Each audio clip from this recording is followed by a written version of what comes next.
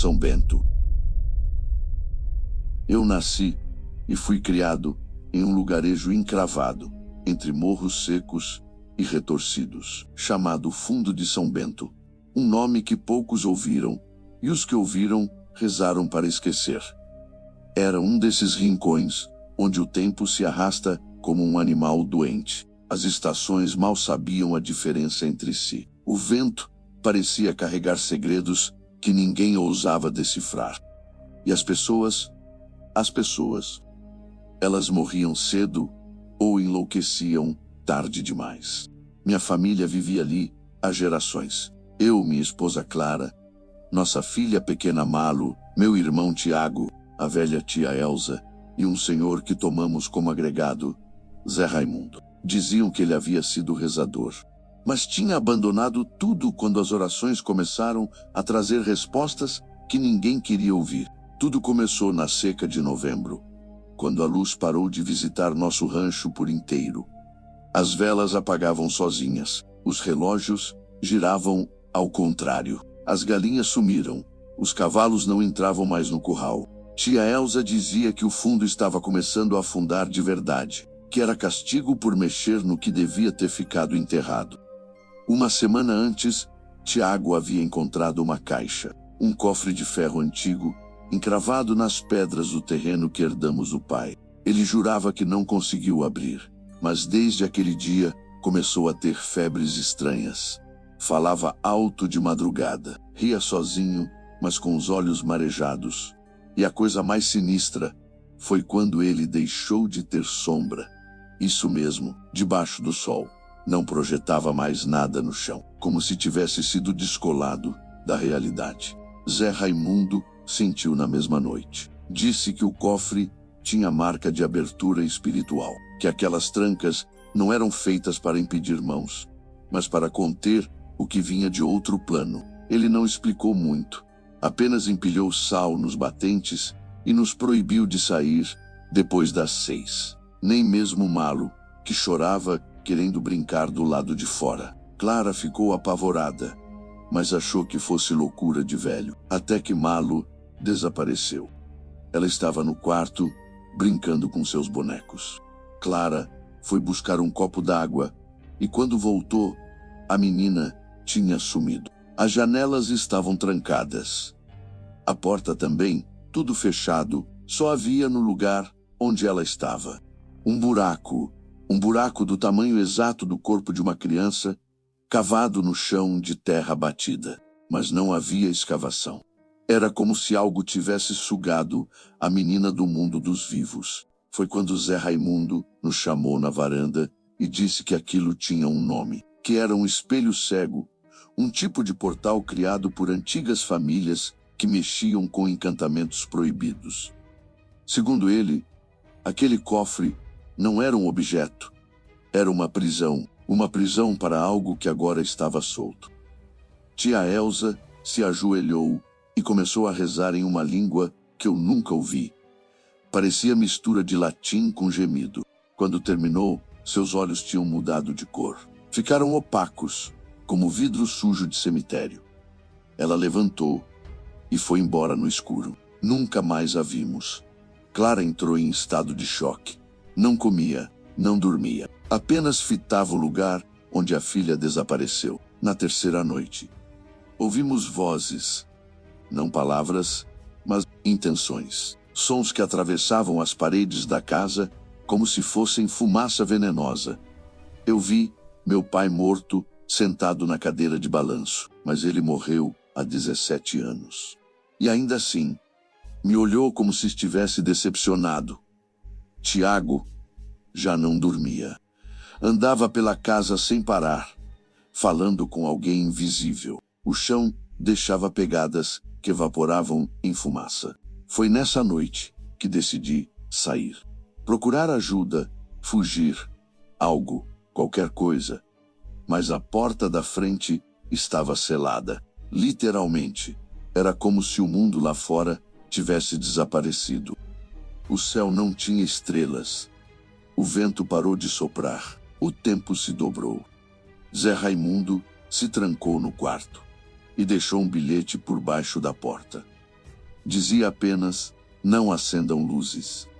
Se ouvirem vozes, respondam com silêncio. E se a casa começar a se mexer, aceitem que já não estão nela. Eu não entendi, até Clara sumir também.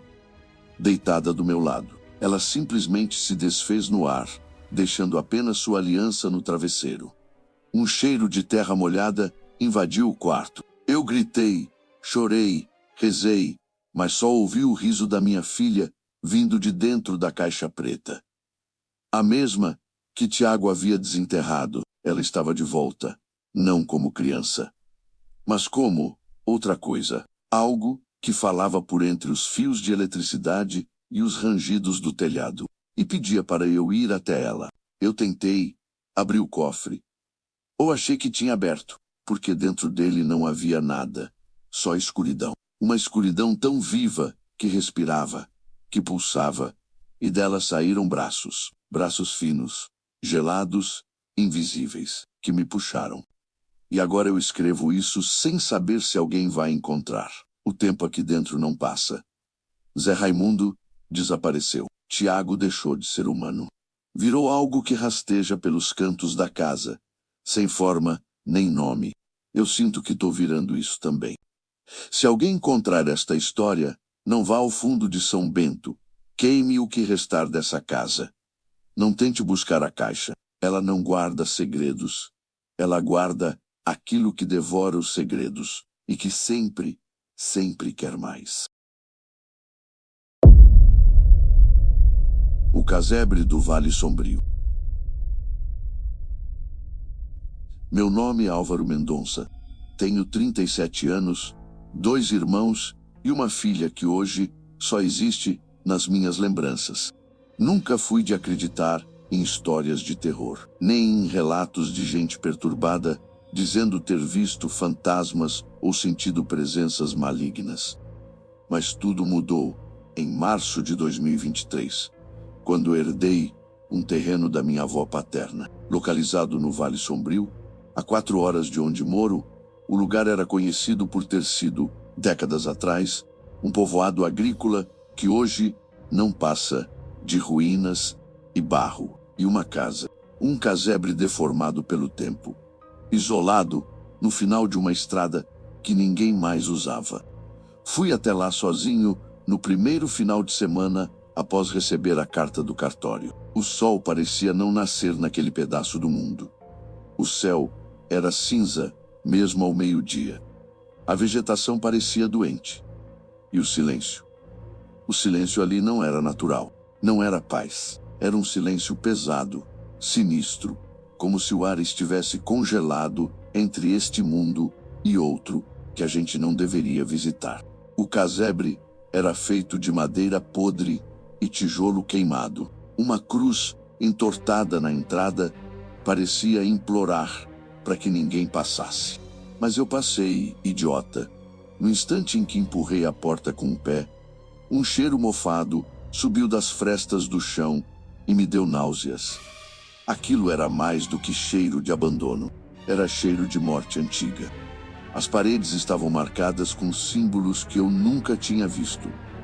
Pareciam gravuras feitas com algo que queimava madeira. Em cada canto, panos rasgados pendiam do teto, como se tivessem sido usados para cobrir espelhos ou objetos que não deviam ser vistos. A sala principal tinha uma cadeira de balanço virada para a parede, como se alguém tivesse deixado ali no meio de uma conversa. Não havia espelhos, não havia janelas, só o ranger da madeira debaixo dos meus pés e a sensação opressora de que eu não estava sozinho. O terror verdadeiro começou na primeira noite. Eu pretendia dormir no carro, mas uma tempestade súbita me obrigou a voltar para dentro da casa. Usei minha lanterna para iluminar o mínimo possível. Não queria ver mais do que o necessário. Às 2 da manhã, ouvi o som, não era o vento, era um arrastar, como se alguém puxasse os pés pelo chão. De início, pensei em algum animal, talvez um gambá. Mas quando olhei para o corredor, vi a sombra. Estava parada, estática, longa demais para um ser humano, como se alguém tivesse sido esticado e colocado em pé. Mas o pior não foi vê-la, foi sentir o frio, a náusea, a vertigem.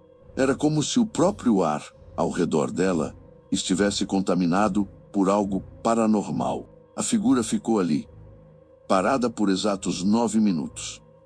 Eu contei. Então desapareceu, sem mover um músculo. Na manhã seguinte, vi pegadas. Mas não eram humanas, não eram animais. Eram pegadas deformadas, como de pés arrastados, mas com 3 pontas, como garras. Comecei a pesquisar a história do lugar. Encontrei um diário dentro de uma gaveta escondida sob uma tábua solta no chão. Era da minha bisavó. Ela descrevia sessões de invocação feitas pelo bisavô. Homens vestidos de preto, velas negras, cantos em latim, sacrifícios de galinhas e cabras. Fala sobre uma entidade chamada Tulzarak, que se alimentava do sofrimento dos vivos. Segundo ela, o casebre havia sido selado com símbolos antigos para impedir que a maldição saísse dali, mas algo deu errado. Descobri que minha avó paterna foi a última moradora viva do vale. As outras famílias desapareceram em menos de 2 anos. Sumiram, literalmente. A prefeitura lacrou a estrada. Mas minha avó ficou. Dizem que falava com as sombras, que respondia a vozes que ninguém ouvia. Na segunda noite, algo tocou meu ombro. Eu estava no sofá, escrevendo no celular. Quando virei, nada. Mas meu ombro ficou gelado, como se tivesse sido mergulhado em gelo seco. Depois disso, comecei a ouvir passos do lado de fora. Eles davam voltas pela casa, sempre no sentido anti-horário, como se estivessem marcando um ritual. No terceiro dia, acordei com 3 marcas no pescoço, como se mãos invisíveis tivessem tentado me sufocar enquanto eu dormia. Foi aí que entendi, a entidade não estava presa ali. Ela acordava com a presença de alguém. E eu era o gatilho, a âncora, a oferenda. Tentei ir embora. O carro não pegava. O celular não funcionava mais. Andei por horas pela estrada, mas ela dava voltas. Eu voltava sempre ao mesmo lugar. O casebre, a cruz torta, o vale de névoa, o terror não estava me cercando. Estava me engolindo. Na noite seguinte, ouvi uma voz. Não sei de onde vinha, mas parecia me chamar pelo nome, Álvaro Nálvaro. Não havia ninguém, nenhum animal, nenhum inseto, nenhum vento, só aquela voz, repetindo como uma maldição viva. Na última madrugada, vi minha filha. Morta há 3 anos, ela estava na entrada da casa, olhos vazios, pele sem cor, sorriso quebrado. Me chamava para dentro. Eu fui, idiota. A sala estava diferente. Estava cheia de corpos, de rostos, todos imóveis, olhando para mim. Gente que nunca conheci. Mas todos pareciam saber quem eu era. Um deles era meu pai, e ele estava com a boca aberta, mas sem emitir som. Atrás deles, a entidade Tulzarak. Ela não tinha forma.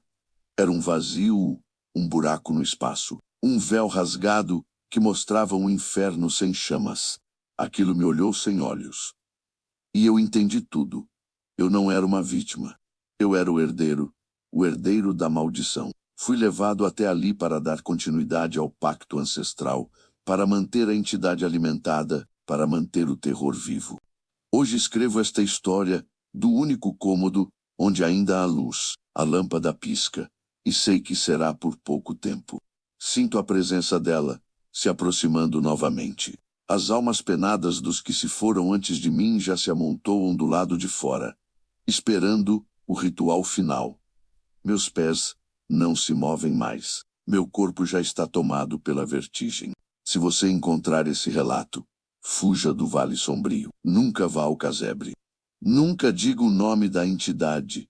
Nunca, porque ela ainda está com fome, e o terror nunca termina. A última vigília, em Congonhas. Meu nome é Amarildo Bastos. Tenho 52 anos. Nasci e cresci em Congonhas, Minas Gerais. E o que estou prestes a relatar não é uma simples história de terror para assustar adolescentes em volta de uma fogueira. É um testemunho do que aconteceu comigo e da maldição que repousa sobre esta terra antiga e silenciosamente observada por entidades que jamais desejarão ser entendidas. Voltei à cidade depois de mais de 30 anos. Longe, minha irmã me ligou às pressas dizendo que nosso pai havia morrido de forma inexplicável, com o corpo rígido, numa posição que o legista chamou de contorcida por pânico extremo. Minha mãe, já frágil e esquecida pelo tempo, mal reconhecia meu rosto quando entrei pela porta da velha casa de pedra onde cresci. A cidade não havia mudado muito. As esculturas dos profetas de Aleijadinho ainda pareciam me olhar de cima para baixo com julgamento. As ladeiras, os sinos abafados das igrejas, o céu sempre com nuvens pesadas, tudo conspirava para manter aquela atmosfera silenciosamente opressora. Era como se a cidade respirasse um tipo antigo de sofrimento, um sofrimento enraizado. Comecei a notar os sinais na primeira noite. Às 3h12 em ponto, todos os relógios da casa pararam. Luzes apagavam sozinhas. Um cheiro de terra molhada, mas não a terra de chuva, e sim a terra de cova, invadia os cômodos. Minha mãe murmurava palavras antigas, de um dialeto que nunca tínhamos ouvido, e no espelho da sala, a imagem refletida não era a dela, era de uma mulher jovem, vestida de branco, com as mãos enterradas nos cabelos e o rosto coberto de terra. O nome dela era Rosilda. Eu o ouvi na segunda noite. Sussurrado, o nome surgiu na minha cabeça como uma memória que não me pertencia. Fui até os arquivos do cartório, pedi registros antigos. Rosilda da Cunha existiu. Morreu queimada em 1794. Acusada de heresia por fazer vigílias com mortos no cemitério desativado atrás da capela do Bom Jesus. As anotações do inquisidor descreviam rituais com velas negras, orações ao contrário e a presença constante de uma figura encapuzada, identificada apenas como vigia de dentro. Na terceira noite, acordei com a sensação de que alguém estava deitado ao meu lado. A cama estava afundada, mas eu estava sozinho. A marca no colchão permanecia, e havia pelos escuros, ásperos, como os de um animal, mas com odor humano. Minha mãe estava em pé na sala, de frente para a janela, murmurando. Ele veio de novo, o que vigia, o que espera, o que nunca morre. As imagens no espelho começaram a se multiplicar. Meu reflexo aparecia com os olhos apagados, como carvão. Na cozinha, talheres surgiam torcidos. A comida apodrecia em minutos, e um som de madeira arrastada vinha do sótão. Um sótão que, até onde me lembrava, nunca existiu naquela casa. Fui procurar o padre da cidade, um velho chamado Padre Vilarino, que me recebeu com relutância. Quando falei de Rosilda, ele empalideceu. Disse que aquela entidade não era um fantasma comum, que aquilo era algo entre mundos, algo que existia antes da cruz e depois do corpo, que a maldição de Rosilda estava ligada a uma linhagem familiar e que certos sobrenomes nunca deveriam voltar a Congonhas. Bastos era um deles. Ele me mostrou registros que falavam de possessões, de vigilantes da morte, que entravam em corpos de crianças para impedir que velhos espíritos dormissem. Um manuscrito dizia que o vigia de dentro não morava em nenhum lugar físico, mas se alojava nas vigílias não feitas, nas mortes sem despedida, nos rituais esquecidos. Na quinta noite, ouvi minha mãe conversando com alguém. Quando entrei no quarto, ela estava morta, sentada, com os olhos abertos, sorriso largo. E ao lado dela, a poltrona, onde ninguém sentava, estava afundada, balançando levemente. Comecei a perder horas. Acordava com terra sob as unhas, com pés molhados de orvalho, com palavras riscadas na parede do quarto. A vigília não foi feita. As casas ao redor começaram a se esvaziar. As crianças da vizinhança pararam de brincar. Um silêncio maior do que o som caiu sobre a rua. Fui até a capela. Entrei no cemitério antigo, com uma lanterna e uma vela preta. Senti o chão vibrar. O ar era grosso. Escutei uma voz que vinha de dentro da minha cabeça, dizendo que não havia como impedir o retorno. A última coisa que vi foi uma figura parada entre os túmulos, segurando um espelho. No reflexo, eu estava velho, enrugado, com a boca costurada por linhas de cipreste. A figura caminhou até mim e me entregou o espelho. A partir daí, tudo virou escuridão. Hoje escrevo isso de um hospital psiquiátrico. Meu nome ainda é Amarildo Bastos, mas dizem que repito outros nomes enquanto durmo. Às vezes sou Rosilda, às vezes sou o próprio Vigia, às vezes apenas rio. Se você leu até aqui, saiba de uma coisa. A próxima vigília é sua e o vigia de dentro nunca deixa de voltar.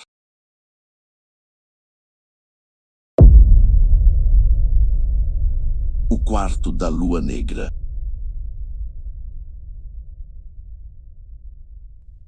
Eu sou Rafael Costa, tenho 29 anos, ensino literatura em uma faculdade de uma cidade histórica. Minha esposa é Júlia, terapeuta, ela tem 27 anos, e nossa filha é Sofia, de 4 anos. Tudo parecia normal, até que nos mudamos para uma casa com história. Uma casa cheia de murmúrios e rumores de fenômenos sobrenaturais na vizinhança. Desde o primeiro dia senti algo sinistro. A casa ficava mais fria em determinados cômodos, e à noite, às vezes, ouvia passos no corredor quando só eu estava acordado. Eram contos de terror real, só que eu só ia descobrir o quão real era nas redes sociais. Eu vi relatos de outras pessoas que moraram lá, descrevendo fenômenos sobrenaturais. Vozes que respondiam se alguém falasse o nome delas. Crianças que choravam no vazio. Pensei que fosse exagero, até que tudo começou a acontecer conosco. Júlia entrou em contato com uma amiga médium que veio aqui. Ela entrou no quarto da Sofia, olhou em volta e disse: "Isso é paranormal. Há fantasmas presos a essa casa desde que uma lua negra nasceu e desapareceu neste lugar." Fiquei arrepiado. Fantasmas, real presença, terror, mesmo. Naquela noite, eu acordei com risadas infantis e um sussurro suave. "Papai, vem brincar." Fui até o quarto de Sofia, a porta entreaberta, e lá dentro não havia ninguém. Mas escutei pés andando no chão vazio. Era paranormal, a porta se fechou sozinha. Eu gelei. A partir daí, as vozes ficaram mais claras. Às 3 da manhã, Sofia sussurrava que via uma menina com vestido preto e olhos de lua escura. Júlia começou a anotar tudo. Era como se estivéssemos vivendo um documental em histórias de terror real, mas com pessoas que conhecíamos. Eu pesquisei o histórico da casa. Descobri que, durante uma lua negra, uma menina se perdeu na floresta próxima à propriedade. Nunca a encontraram. Depois disso, começaram relatos de aparições e fenômenos sobrenaturais. Um ciclo de desaparecimentos parecidos. Num sábado, comecei a gravar tudo com o celular. Coloquei o aparelho na sala, toquei uma campainha de brinquedo e disse o nome da menina desaparecida 3 vezes. "Queria verse. Algo aparecia." No vídeo, captei sombras passando, vozes distantes cantando uma cantiga infantil, lenta. Suspense total. Decidimos deixar o quarto da Sofia vazio por uma noite. Foi um erro. Ela apareceu no corredor às 2h30, dizendo que estava com sede. Quando fomos pegar água, vimos sua garotinha, já estática no corredor. Era a voz da menina dizendo: "Ela quer brincar comigo." Não conseguimos segurar. Eu e Júlia Corremos para o quarto dela. A encontrarmos lá, imóvel, como se dormisse. Quando chegamos perto, entendemos que não era ela, era outra. A menina do vestido preto, parada sobre a cama da Sofia, virada para a parede. Eu levantei a mão para tocá-la, e a figura virou de repente. Não tinha rosto, apenas um vazio escuro, onde deveria haver olhos. Ela soltou uma risada aguda. Sofia não estava. Júlia gritou o nome dela. Silêncio. A presença se arrastou até nós. Deu risadas distorcidas no ar. Eu senti minhas pernas falharem. A casa tremeu. Um vento quente invadiu os cômodos. Algo maligno e paranormal. Desesperado, peguei Sofia no berço e corri para a porta. Mas quando abri, estava trancada por dentro. A chave girava, mas não destrancava. Estávamos presos. Fizemos força, empurramos, mas nada. A presença encheu o corredor de sussurros. Fique, para sempre. Conte mais histórias de terror. Quando finalmente conseguimos sair do corredor, ouvimos o choro de Sofia vindo do sótão. Subimos correndo. O sótão estava vazio. Só havia um espelho antigo, no reflexo. Vi a nossa filha, mas sua boca fechada sem som. E atrás dela, a menina, do vestido preto, segurando uma vela apagada. Nós tentamos arrancar o espelho da parede. Ele caiu com estrondo, estilhaçando o vidro. A vela acendeu sozinha, um clarão, e então nada, silêncio total. No dia seguinte, encontramos Sofia dormindo no sofá da sala.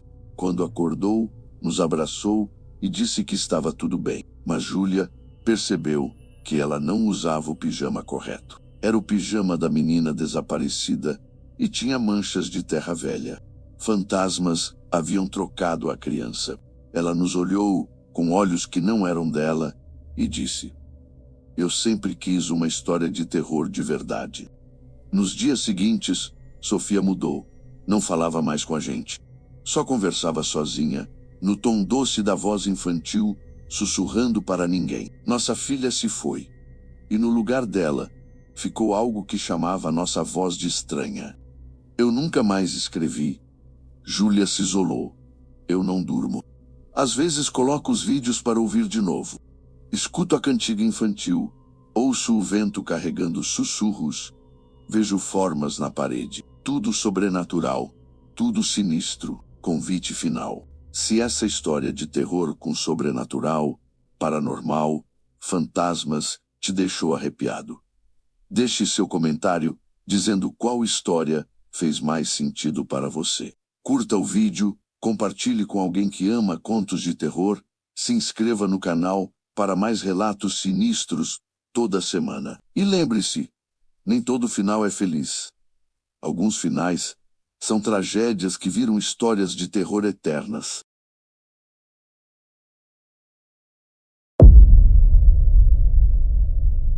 As vozes do casarão de pedra.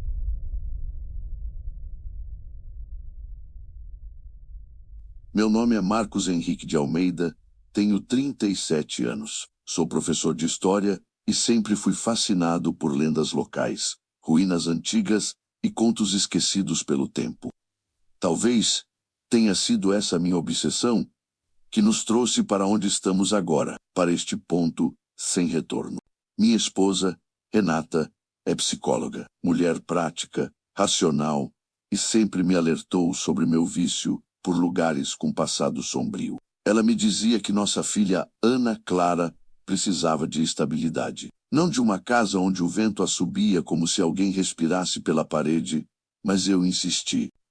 A história começou há 5 meses, quando encontrei um artigo sobre um antigo casarão colonial abandonado no interior de Minas Gerais. A matéria dizia que a construção tinha mais de 200 anos, erguida por mãos de escravizados, e que ali ocorreram eventos nunca explicados, que os moradores do vilarejo próximo evitavam sequer olhar para a propriedade.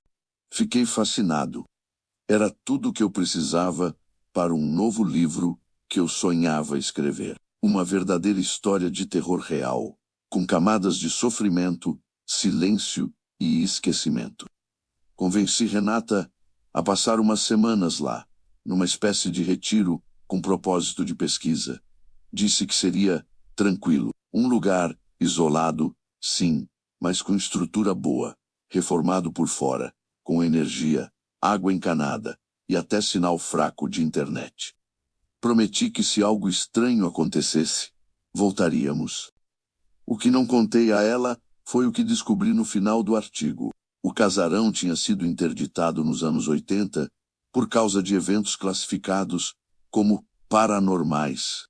Moradores relatavam gritos vindos das paredes, sombras que se moviam sozinhas e, principalmente, o sumiço de duas famílias inteiras que decidiram morar lá por conta própria. Nunca mais foram vistas. Chegamos no dia 3 de março, uma sexta-feira. O vilarejo ao redor parecia esquecido pelo tempo. As casas eram antigas, mas bem cuidadas, e os moradores falavam pouco. Quando mencionei que iríamos morar no casarão de pedra, os olhos da mulher do mercadinho ficaram arregalados. Ela cruzou os dedos em silêncio e nos vendeu uma vela, sem explicar por quê. O casarão era belíssimo por fora. Pedra cinza escura, janelas largas, varanda de madeira antiga, chão de tábuas, um verdadeiro tesouro colonial. Renata admitiu que o lugar tinha certo charme, embora achasse o silêncio sinistro. Nos primeiros dias, tudo correu bem. Ana Clara adorava correr pelo quintal, brincar com as bonecas no sótão, e dizia que gostava do amigo invisível que conheceu lá. Achei fofo no começo, mas o nome que ela deu ao amigo me perturbou. Ela disse que era Doutor Elias. Na terceira noite, acordei com um som de passos na sala. Peguei a lanterna e desci. A sala estava vazia, mas a porta da frente entreaberta. Do lado de fora, Ana Clara estava em pé no jardim, de pijama, encarando o casarão. Me aproximei e perguntei o que fazia ali. Ela respondeu. O doutor me chamou. Disse que é hora da gente brincar na parte de baixo. Eu não sabia de nenhuma parte de baixo. No dia seguinte, comecei a vasculhar cada canto da casa. Foi no escritório, atrás de uma estante de livros presos à parede, que encontrei uma porta baixa, de madeira grossa, trancada com corrente. A madeira estava úmida, mesmo com o clima seco. Peguei uma chave do porão e, depois de insistir, consegui abrir. Lá embaixo havia um cômodo de pedra, como uma espécie de porão oculto. Estava vazio, mas as paredes eram cobertas por símbolos entalhados. Símbolos que lembravam rituais antigos, talvez africanos ou europeus distorcidos. Nas paredes estavam gravadas palavras repetidas em círculos. Ouça, lembre, permaneça. Mostrei a Renata. Ela ficou incomodada, mas sugeriu que fechássemos, esquecêssemos. Mas eu não conseguia. Naquela noite, comecei a ouvir vozes. Não vozes comuns. Eram sussurros que pareciam escorregar pelos cômodos, ecoando mesmo quando a casa estava silenciosa. Vozes que contavam histórias de mortes, privações, punições e risadas. Risadas infantis que terminavam em choros longos. Gravei algumas das vozes no celular. Quando mostrei a Renata, não havia nada, nenhum som. Ela achou que eu estava surtando, e talvez estivesse. Mas Ana Clara começou a mudar. Ficava parada por horas olhando para as paredes, falando com alguém que não estava ali. Um dia, encontramos no quarto dela um papel com o mesmo símbolo do porão desenhado à mão, com carvão. Ela dizia que foi o Dr. Elias quem ensinou. Certa noite, ouvi Renata gritar. Corri e a encontrei na cozinha, tremendo. Disse que viu um homem passar por trás de mim, mas não havia ninguém. Era alto, magro, vestia um casaco antigo e tinha olhos que pareciam não piscar. Disse que ele sussurrou no ouvido dela. Você vai lembrar. As manifestações aumentaram. A cada noite, algo novo. Portas que batiam sozinhas, objetos que mudavam de lugar. Uma vez, A lareira acendeu sozinha, mesmo sem lenha. Ana Clara parou de nos chamar de pai e mãe. Passou a nos chamar de estranhos. Em uma madrugada, acordei com o som de passos novamente. Fui até o quarto dela. Vazio. Procurei por toda a casa. Encontrei-a parou no porão. Ela estava sentada no centro, cercada por símbolos desenhados no chão com um giz vermelho. Ao redor dela, flutuavam pequenos papéis antigos, como páginas de um diário rasgado. Ela cantava uma música em um idioma que eu não reconhecia, com os olhos completamente brancos. Renata desceu correndo. Tentamos tirá-la dali, mas ela estava como colada ao chão. A temperatura no porão caiu drasticamente. As velas da estante se acenderam sozinhas, e então vimos figuras. Elas se formavam nas paredes. Eram dezenas, centenas, fantasmas, sem rosto, sem cor, mas com presença. Espíritos retorcidos, crianças, adultos, todos nos observando. O ar ficou denso. As vozes começaram novamente. Agora eram gritos. Uma presença se formou no centro do círculo. Um homem, alto, magro, com casaco antigo. Era ele, o Dr. Elias. Ele sorriu, estendeu a mão e disse: "Agora vocês vão lembrar." Renata gritou. Ana Clara sorriu. E a casa desapareceu. Quando acordei, não havia mais ninguém. A casa estava em ruínas, como se tivesse sido abandonada há décadas. A madeira apodrecida, o chão coberto de poeira. Saí andando pelas ruas do vilarejo, não reconheci ninguém.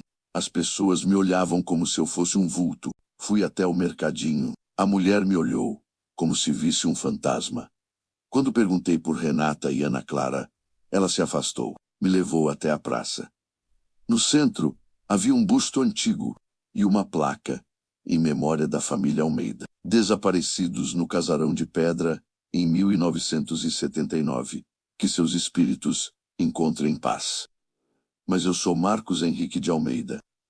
Eu sou o pai da Ana Clara, sou marido da Renata. Mas todos aqui dizem que essa história de terror aconteceu há mais de 40 anos. E agora eu entendo. Agora eu lembro. Eu nunca saí daquele porão. A história de terror que eu tanto procurei era minha.